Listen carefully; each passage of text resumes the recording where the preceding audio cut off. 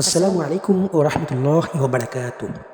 আউযু বিল্লাহি মিনাশ শাইতানির রাজীম। বিসমিল্লাহির রহমানির রহিম। হ্যালো শ্রোতারা, আজকে যে আমি টপিকসটা নিয়ে আসবো সেটা খুবই অত্যন্ত গুরুত্বপূর্ণ এবং মননশীল এবং আপনাদের রুচিশীল। এটা অবশ্যই খুবই একটা তাগিদ দিছে কোরআনে হাদিসে। আমরা এই বর্ণনাভাবে করবো ইনশাল্লাহ আপনাদের সামনে।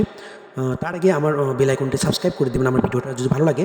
আর ভালো যদি না লাগে তাহলে স্কিপ করে চলে যাবেন। আর যদি ভালো লাগে ইনশাআল্লাহ তাহলে সঠিকভাবে কমেন্ট করবেন, তাহলে অবশ্যই আমি আনন্দিত হব এবং আপনাদেরকে উৎসাহিত করব এবং নতুন নতুন ভিডিও আপনাদেরকে দিয়ে দেবো ইনশাআল্লাহ। আজকে যে টপিক্সটা আলোচনা করব সেটা খুবই গুরুত্বপূর্ণ। তো আজকে শুনে নেন। সম্পদশালীগণ হিসাবের কারণে জান্নাতে প্রবেশে বাধাগ্রস্ত হবে। তাহলে কি হবে? বাধাগ্রস্ত হবে। হয়তো আবু হুরায়রা রাদিয়াল্লাহু তাআলা থেকে বর্ণিত, রাসূলুল্লাহ সাল্লাল্লাহু আলাইহি ওয়াসাল্লাম ইরশাদ করেছেন, দরিদ্র ঈমানদারগণ সম্পদশালীদের থেকে 500 বছর পূর্বে জান্নাতে প্রবেশ করবে। তিনি আরও ইরশাদ করেন, আমি জান্নাতের দরজায় দাঁড়িয়ে যাদেরকে দেখলাম তাদের অধিকাংশই ছিল মিসকিন এবং সম্পদশালীগণ হিসাবে দেওয়ার জন্য আটকা পড়ে গেছিল। দোজখীদেরকে দোজখে পৌঁছে দেওয়ার নির্দেশ দেওয়া হয়েছিল। আমি দোজখের দরজায় দাঁড়িয়ে দেখলাম তাতে অধিকাংশই ছিল মহিলা। উক্ত হাদিসে শরীফে রাসূলুল্লাহ সাল্লাল্লাহু আলাইহি ওয়াসাল্লাম কিয়ামত দিবসে একটি দৃশ্য তুলে ধরেছেন, যাকে তা দেখানো হয়েছিল। এই হাদিসের দ্বারা বোঝা যাচ্ছে সম্পদশালীগুণের জান্নাতে যেতে দেরি হবে। পাশাপাশি এই কথাও বোঝা যাচ্ছে দারিদ্র্যগুণ ও সম্পদশালীর চেয়ে 500 বছর পূর্বে জান্নাতে যাবে। সেদিন বুঝে আসবে দরিদ্রতার মূল্য। কিন্তু এই কথা ভুলে যাওয়া উচিত হবে না যে মানুষকে শুধু দরিদ্রতার জান্নাতে নিয়ে যাবে না, তার নেক আমলও থাকতে হবে। বদ আমল দরিদ্রগুণ যেন মনে না করে। আমরা জান্নাতি, আমাদের বহু ফজিলত রয়েছে। আখিরাতে ফজিলত হবে নেকামল দ্বারা। যার নেকামল জান্নাতে উপযোগী হবে সে দরিদ্রের কারণে সম্পদশালীদের পূর্বে জান্নাতে যাবে। যে সকল দরিদ্র লোক বদ আমল এবং নামাজ রোজার কোনো খবর নেই, সর্বদা গুনায় লিপ্ত থাকে এবং জাতীয় লোকরা বড়ই ক্ষতিগ্রস্ত হবে এবং উভয় জাহানে তারা হতভাগ্য।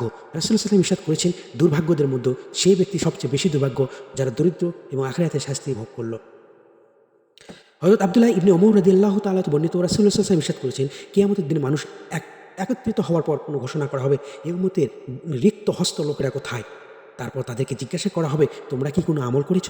তার হিসাব দাও।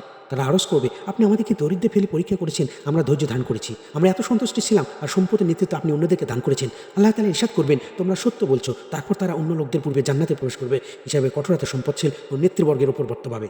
সাহাবায়ে কেরাম আরজ করলেন, ইয়া রাসূলুল্লাহ, যেদিন মুমিনগণ কোথায় থাকবেন? তিনি ইরশাদ করলেন, তাদের জন্য নূরের চেয়ার স্থাপন করা হবে এবং চেয়ারগুলোর ওপর থাকবে মেঘের ছায়া। সেদিনের দীর্ঘ সময় ঈমানদারদের কাছে দিনের ছোট্ট একটা অংশের চেয়ে কম মনে হবে। তাই আসুন আমরা এই সম্পদশালী হিসাবের কারণে জান্নাতে প্রবেশে বাধাগ্রস্ত হব। আমরা যেন এই বেশি বেশি দুনিয়াতে যেন আমরা বেশি সম্পদ না করি, আল্লাহ রাস্তায় যেন আমরা সম্পদগুলো দান করে দিই এবং সদকা জারে হিসাবে মানুষদেরকে ফকির মিসকিন আমরা বেশি বেশি করে দান করি। তাহলে আমাদের সম্পদ অবশ্যই একটা নতুন হবে। সদকা করলে সম্পদ সব কিছু বাড়ে। তাই আসুন আমরা গরিব মিসকিনকে খাওয়াবো এবং সঠিকভাবে তাদেরকে হিসাব নিকাশভাবে দেবো এবং আল্লাহ পাক আমাদেরকে এই প্রচেষ্টায় যেন সর্বদাই সচেষ্ট রাখে। আর আমরা যেন গরিব মিসকিনকে যেন খাওয়াতে পারি, এই তৌফিক যেন আল্লাহ আমাদেরকে দেয়। তাই তুমি যতই বড় লোক হও, তুমি যতই ধনাঢ্য হও না কেন, তুমি তার গরিবকে বেশি বেশি খাওয়াবে, তাহলে তোমার সেই সম্পদ মাল হালাল হয়ে যাবে। তাছাড়া যদি আপনি গরিবকে যদি দান না করেন, গরিবকে যদি খাবার না দেন, তাহলে আপনার সম্পদ কখনোই হালাল হবে না। তাই জাকাত দিতে হবে। জাকাত দেওয়া ফরজ। ইসলামী 5টি স্তম্ভের মধ্যে একটি স্তম্ভ জাকাত, এটা ফরজ করা হয়ে গেছে। তাই আমরা জাকাত দিব এবং সঠিকভাবে মাল সামিনা সঠিকভাবে বুঝিয়ে দেবো। কারণ আমাদেরকে আল্লাহ পাঠাইছে, আল্লাহর সম্পদ সব কিছু আল্লাহর। তাই আমাদের কোনো জোর নেই। তাই সম্পদ আছে বিদায় তাই বলে যা ইচ্ছে তাই করবো তা নয়। আমরা আল্লাহর রাস্তায় বেশি ব্যয় করবো ইনশাআল্লাহ। তো ভালো থাকবেন, সুস্থ থাকবেন। আসসালামু আলাইকুম। ওয়ালাইকুম আসসালাম ওয়া রাহমাতুল্লাহি ওয়া বারাকাতুহু।